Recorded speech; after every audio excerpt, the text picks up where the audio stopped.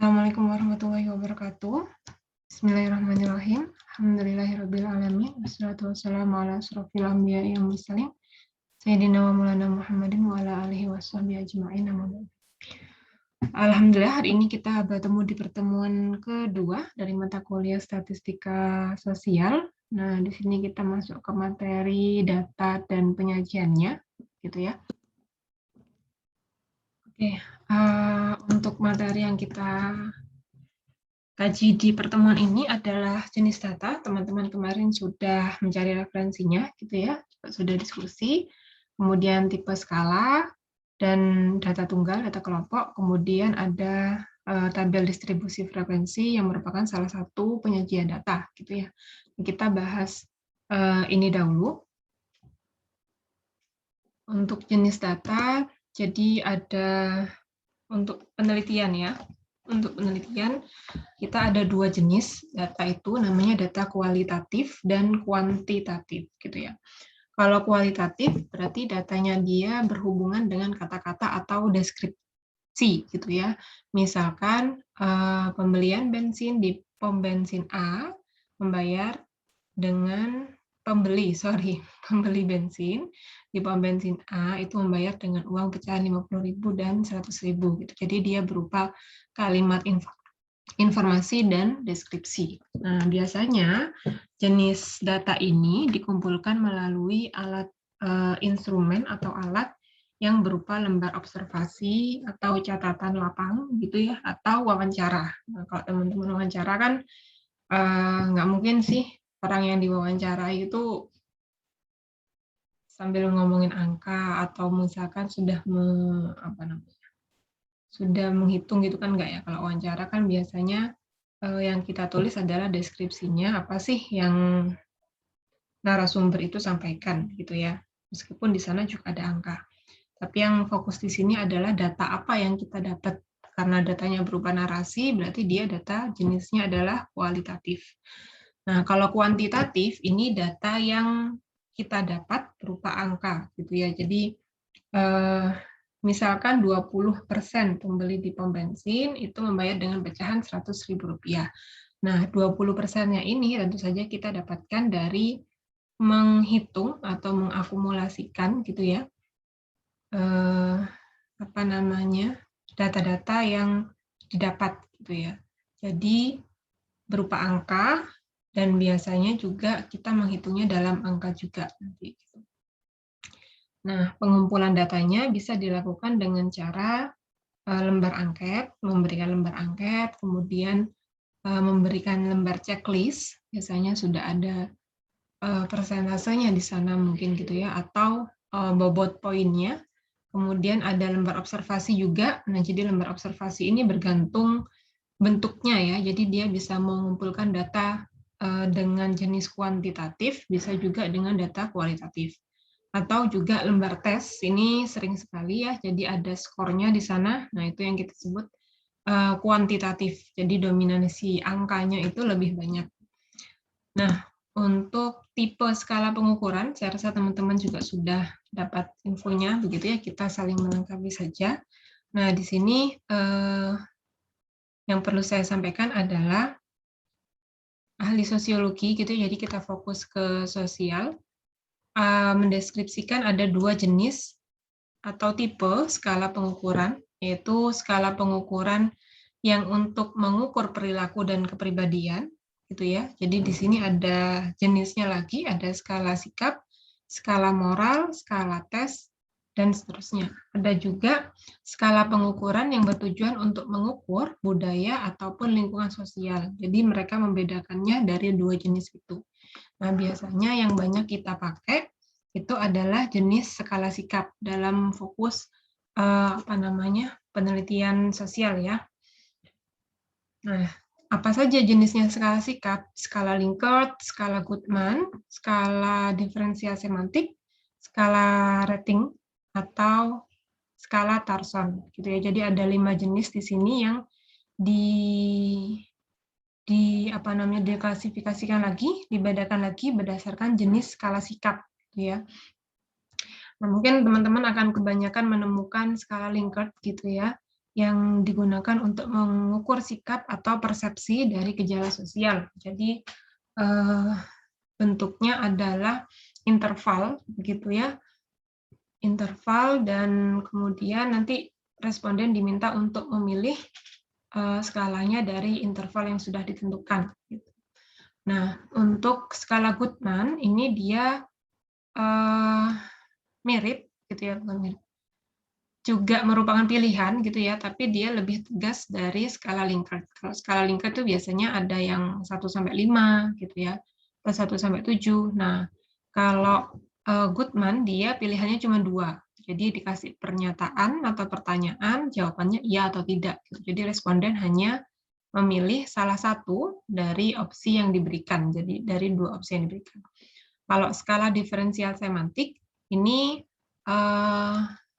dia memberikan opsi untuk mengukur kecenderungan, gitu ya. Jadi misalkan panas dingin, tapi di sisi kanan panas, di sisi kiri dari opsinya itu adalah dingin, tapi di antaranya itu ada skala misalkan 1-7, gitu ya.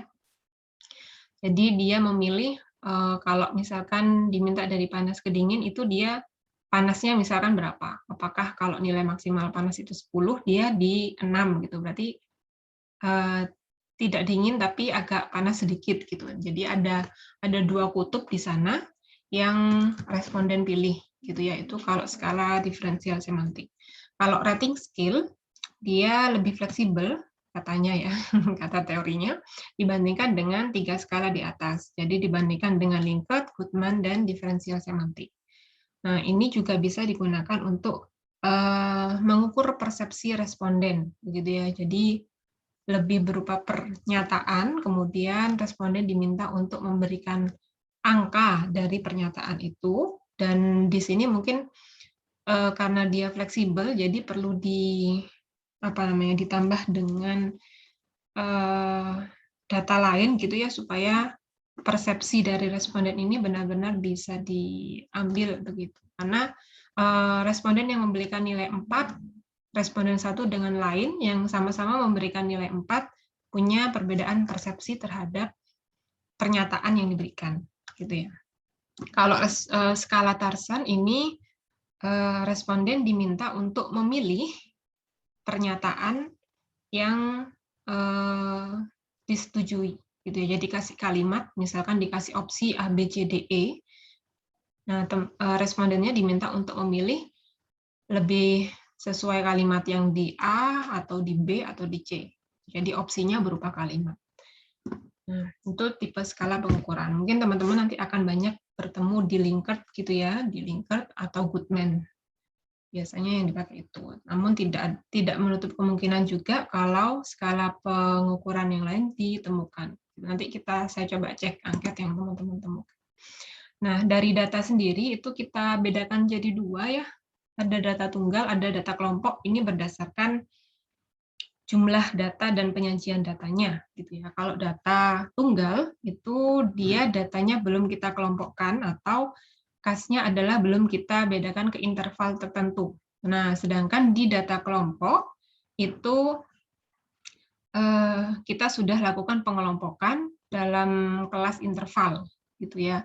Jadi datanya yang biasanya sih kalau data tunggal ini kita masih skala datanya tidak terlalu banyak, begitu ya.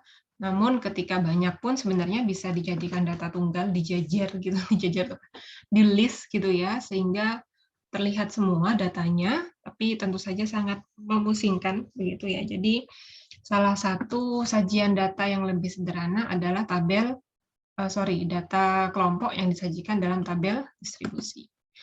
Nah, ini tabel distribusinya saya coret. Jadi kita mungkin ke tabel saya ketik. Oke, nah misalkan di sini ada 40 data. Nah, datanya kalau disajikan secara data tunggal ya seperti ini, gitu ya. Data tunggal ini juga bisa kita sajikan dalam tabel frekuensi yang kita buat pengelompokan nilai dan frekuensinya. Misalkan nilai 5 ada berapa berapa subjek yang nilainya 5 gitu ya. Jadi ada 1, 2, 3, 4, nah lagi 5. Nah, jadi kita hitung satu-satu. Kemudian kita kelompokkan. Jadi yang nilainya 3 itu ada 3, frekuensinya 3. Itu ya, F frekuensi ya, teman-teman. Jadi kalau di tabel teman-teman bisa sepakati bahwa F itu adalah frekuensi. Kemudian 4, yang nilainya 4 ada berapa? Nah, ini gambar yang ini dia pakai metode Thales gitu ya. Jadi dihitungnya itu berdasarkan banyaknya garis yang dibuat gitu ya. Berarti di sini nilai 4-nya ada 5 responden gitu ya. Nilai 5-nya ada 7 responden dan seterusnya. Meskipun kita bentuk ke tabel frekuensi seperti ini belum bisa kita sebut tabel distribusi karena tidak ada intervalnya gitu ya. Teman-teman bisa periksa di sini kalau nilainya itu ya nilai persatuan gitu ya, nilai 3 jumlahnya 3, nilai 4 jumlahnya 5, yang nilainya 5 jumlahnya 7 gitu. Yang dapat nilai 10 jumlahnya 2 gitu. Jadi bisa kita lihat per bagian, tetap ini adalah frekuensi tabel data tunggal gitu ya. Nah, tabel data kelompok itu gimana atau tabel distribusi frekuensi? Nah, contohnya sama ya. Sorry, contohnya beda. Jadi di sini kita pakai 80 data gitu ya. Kalau tadi 40 masih enak dilihat mungkin ya. Nah, kalau 80 data kayak gini itu kan sudah agak pusing gitu ya. Jadi untuk mempermudah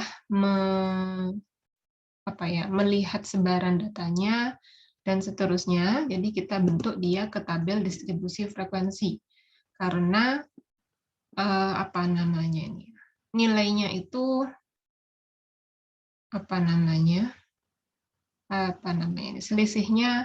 selisihnya berdekatan begitu ya, kemudian banyak. Nah, ini kalau kita data satu-satu misalkan 65 berapa, 64 berapa. Memang lebih rinci, tapi tabelnya jadinya nggak rinci gitu ya. Nah, ketika kita buat tabel distribusi frekuensi, kita bisa buat kelas interval. Di sini ada kelas interval, di mana isinya adalah frekuensi. Nah, yang perlu teman-teman perhatikan di sini adalah ketika kelas interval, maka datanya akan tercampur, gitu ya. Tercampur itu maksudnya apa? Kita nggak tahu persis nih. Antara 45 sampai 47 itu kan 2 frekuensinya. Nah, 2 ini punya siapa kita nggak tahu. Apakah 45-nya ada 2 ataukah 46-nya 46-nya 1, 47-nya 1 gitu ya. Kan kita nggak tahu gitu ya. Jadi ketika kita bentuk ke tabel distribusi frekuensi, salah satu yang perlu kita perhatikan gitu ya adalah kita tidak bisa memastikan frekuensi 2 ini milik nilai berapa gitu ya, tapi kita bisa menyederhanakannya dengan aturan gitu ya, aturan atau formula-formula yang nanti teman-teman pelajari gitu, atau mungkin sudah dipelajari di SMA. Nah, jadi ketika ada data seperti ini, maka tabel distribusi frekuensi bentuk standarnya ada ini ya, ada kelas interval, ada frekuensi. Gitu. Nah, coba kita cek cara menentukannya dulu ya. Jadi kalau teman-teman pakai manual boleh dihitung sendiri gitu ya karena step-stepnya ada. Tapi ketika kita coba pakai Excel mungkin akan lebih membantu gitu ya. Jadi datanya bisa diletakkan di dalam sel kolom Excel. Nah, langkah pertamanya teman-teman bisa menentukan dulu selisih nilai tertinggi dan nilai terendah, jangkauan atau ring ya. Jadi yang pertama kita tentukan ringnya dulu. Nah, karena yang ditentukan ring itu adalah selisih dari nilai tertinggi dan nilai terendah, berarti kita coba cari nilai minimumnya berapa, nilai maksimumnya berapa. Nah, ini formula yang bisa teman-teman pakai. Nanti insya Allah link referensinya, atau saya biasanya pakai video yang ada di YouTube ya. Jadi beberapa itu memang sudah ada yang menyajikan cara menggunakan Excel untuk mempermudah teman-teman menghitung. Gitu. Bisa cari referensi lain atau bisa dilihat nanti link referensi saya. Kemudian nilai minimumnya pakai sama dengan minimum A2 sampai H11 itu yang ini ya, semua data kita blok. Kemudian nanti langsung muncul berapa nilai maksimumnya, berapa nilai minimumnya. Gitu ya. Jadi lebih memudahkan lah ya daripada mencari secara manual gitu ya. Karena biasanya kurang presisi juga. Nah, setelah ketemu ringnya, nah ringnya itu kan nilai maksimum dikurangi nilai minimum ya. Nanti dihitung aja kalau sudah ketemu minimumnya berapa, maksimumnya berapa.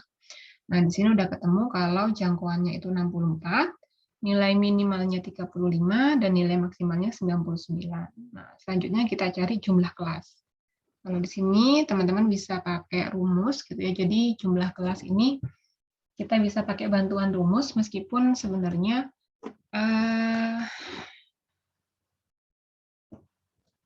tidak seakurat gitu, tidak akurat sekali, tapi bisa kita pakai untuk mengira-ngira berapa panjang kelasnya.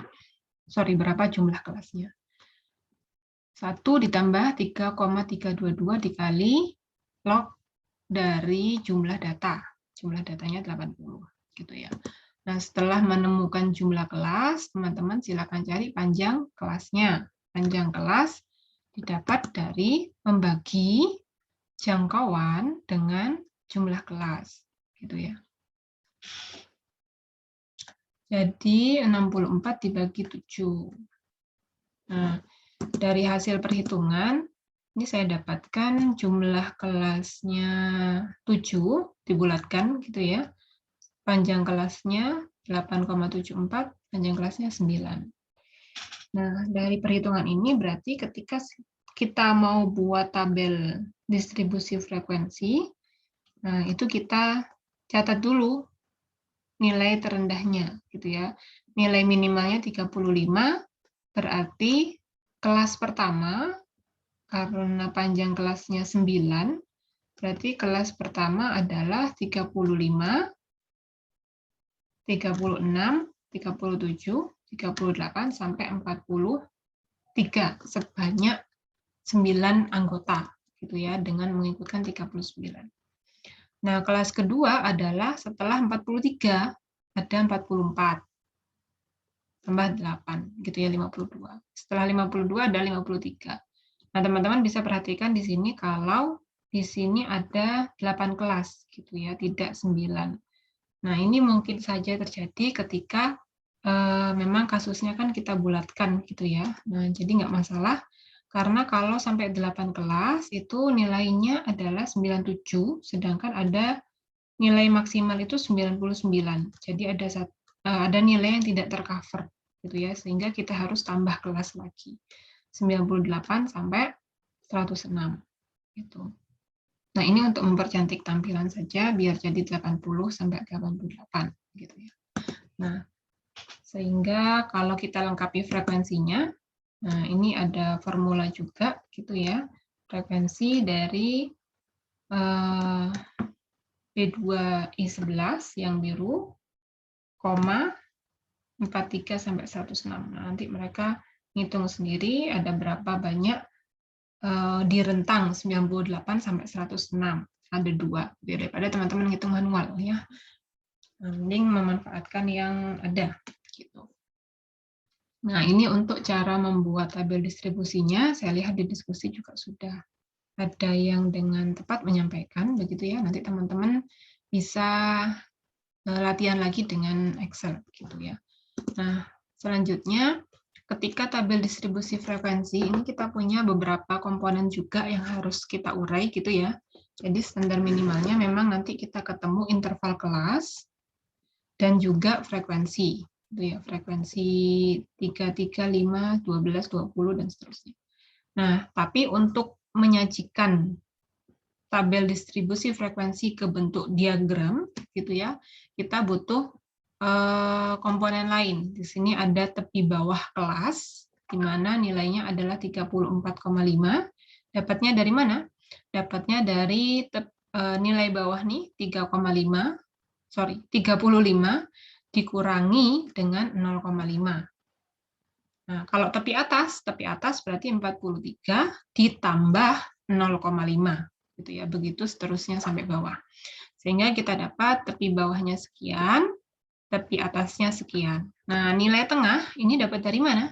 Nilai tengah kita dapat dari, boleh ini 35 ditambah 43 dibagi 2, tengah-tengahnya berapa gitu ya. Kemudian 44 ditambah 52 dibagi 2, tengah-tengahnya berapa? 48 gitu.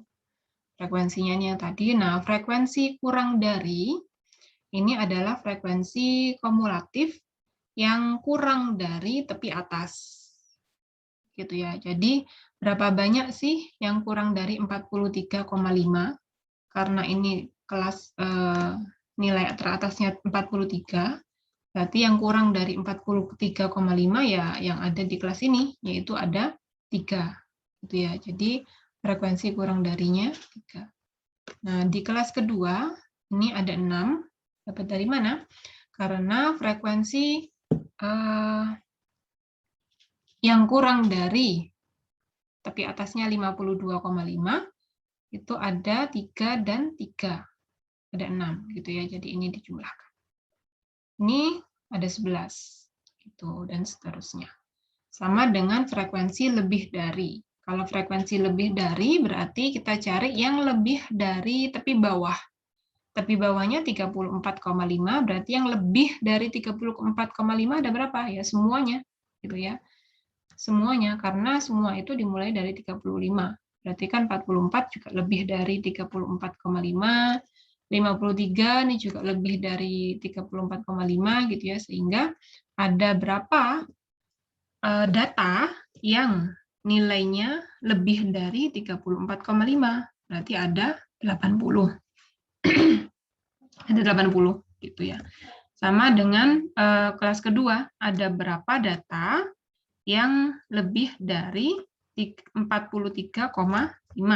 Berarti kan ada 3, tambah 5, tambah 12, tambah 20, tambah 21, tambah 14, tambah 2.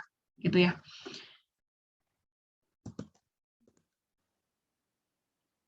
Oke, kita masuk ke penyajian data ya. Jadi untuk penyajian data sendiri ada beberapa cara yang bisa dilakukan gitu ya, atau ada beberapa jenis dari penyajian data.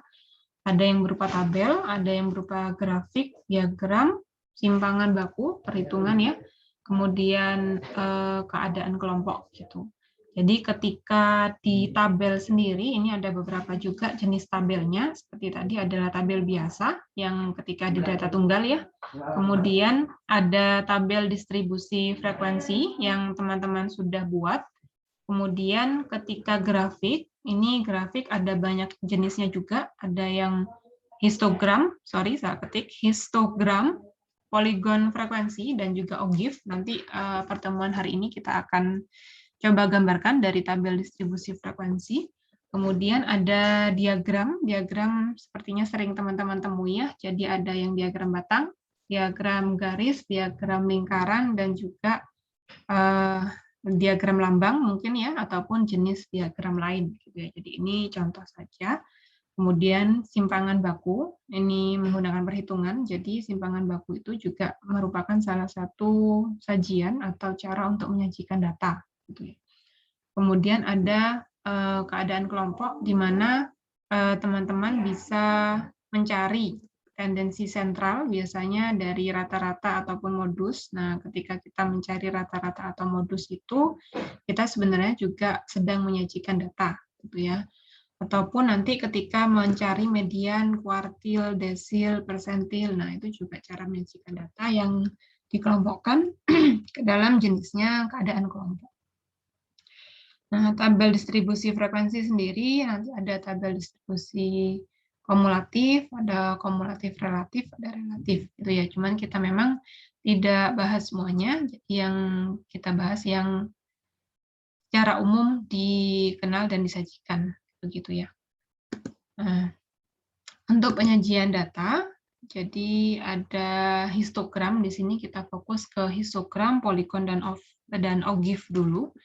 Nah, ketika di histogram ini saya ambil tabel distribusi frekuensi yang di awal tadi, hanya saya ambil interval dan frekuensinya, data dari interval dan frekuensi. Jadi ketika menggambar OGIF, ketika menggambar histogram, teman-teman cukup memanfaatkan dua kolom ini ya. Jadi ada kolom interval kelas dan juga ada kolom frekuensi. Nah, tampilan tampilan histogramnya seperti apa? Jadi mirip dengan diagram batang, hanya saja interval yang tiap kelas itu disajikan sebagai keterangan di sumbu X-nya, gitu ya. Jadi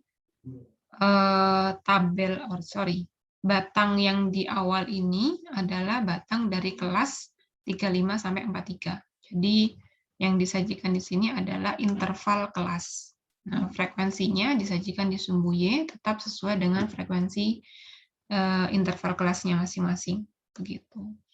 Jadi bentuk histogramnya seperti ini, teman-teman bisa periksa, dan ketika di diagram batang itu kan biasanya ada jeda ya antara batang satu dengan batang yang lain. Nah, kalau di sini dia tidak ada jeda karena kelasnya memang juga berhimpit begitu ya. Kan habis 35, 43, 43 setelah itu langsung 44 gitu ya. Jadi datanya langsung berhimpit. Nah, biasanya juga ada yang bentuknya yang digambar di sini adalah tepi bawah kelas, kemudian yang di sini adalah tepi atas kelas gitu ya, supaya datanya lebih rapat lagi, karena tepi atas kelas pertama itu sama nilainya dengan tepi bawah kelas kedua, ya kan? 43,5, tepi bawah kelas kedua juga 43,5. Nah, makanya kita menggambarnya itu rapat begitu ya, seperti tidak ada jeda antara kelas 1 dengan kelas yang lain. Nah, penyajian data selanjutnya adalah poligon. Nah, poligon ini kita pakai nilai tengah gitu ya.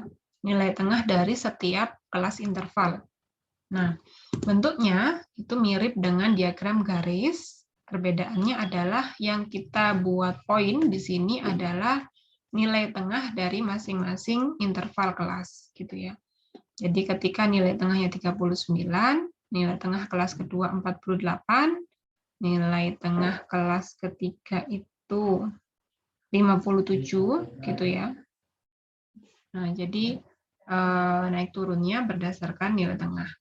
Ini gambarnya nilai tengahnya di bawah, tuh ya, frekuensinya tetap kita taruh di sumbu Y. Jadi bentuk poligonnya seperti ini. Nah, nanti tolong dibedakan dengan yang diagram garis, gitu ya. Oke, nah kalau diagram garis kan dia dominan dipakai untuk data tunggal ya. Kalau data kelompok dia pakainya poligon meskipun sama-sama bentuknya garis. Nah, terakhir nih ada OGIF. Ketika kita mau menggambar OGIF, itu kita pakai frekuensi kurang dari dan frekuensi lebih dari. Seperti yang di awal sebelumnya sudah saya sampaikan, bahwa frekuensi kurang dari itu dihitung ada berapa banyak data yang kurang dari tepi atas tiap kelas gitu ya. Jadi kalau kelas pertama itu tepi atasnya 43,5, berarti ada berapa data yang kurang dari 43,5. Ada 3 data. Gitu ya. Ada berapa data yang kurang dari 52,5? Ada 6 data. Gitu ya. Dan seterusnya. Nah, bentuknya OGIF seperti apa? Jadi dia mirip dengan diagram garis atau mirip dengan poligon, hanya saja yang perlu diperhatikan lagi-lagi adalah OGIF ini merepresentasikan frekuensi. Jadi merepresentasikan frekuensi yang kurang dari dan lebih dari. Gitu ya. Kalau dilihat dua gambar ini, teman-teman saya rasa sudah tahu mana yang OGIF lebih dari, mana yang kurang dari. Bisa nebak dulu yang mana yang kurang dari, yang lebih dari, yang biru kah atau yang kuning kah? Ya udah kelihatan ya. Jadi dari nilai awalnya, kalau frekuensinya 80, turun ke bawah berarti dia frekuensi dari OGIF yang lebih dari. Itu ya, lebih dari tepi bawah kelas. Mungkin itu saja sebenarnya untuk topik pembahasan hari ini. Jadi belum terlalu berat ya teman-teman. Insya Allah minggu depan baru kita akan bahas tentang rata-rata, modus, median, kemudian kuartil, dan persentil. Terima kasih atas perhatiannya. Saya mohon maaf jika banyak kekurangan. Terima kasih sekali lagi. Wassalamualaikum warahmatullahi wabarakatuh.